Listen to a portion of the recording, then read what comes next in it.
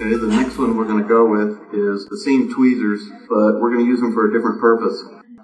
If you take a pair of plain wire cutters, because you'd like a chiseled end, you can cut through the end of the tweezers and shorten them about 3/4 of an inch.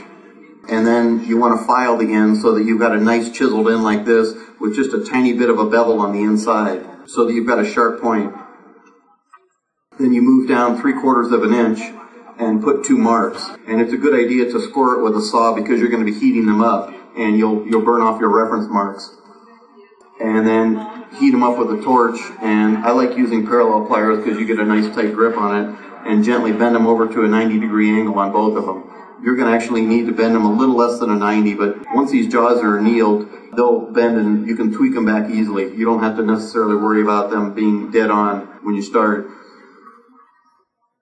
After you get both sides bent like this, you'll then go down here to the bottom and you'll need to make some adjustments down here because you're going to put a second bend right here. So you need to bend these out so that you've got probably about 1 inch to 1.5 inches opening up here.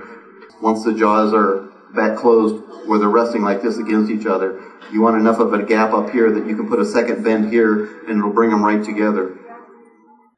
Okay, here's where you see the second bend. Once again, I heated these up. The metal's not real consistent on these things. Sometimes you get a pair that's a little bit brittle and they'll crack on you when you're bending. If you heat them and let them air cool, it'll anneal them nicely and they'll be soft enough to bend. This is what you want your finished product to look like.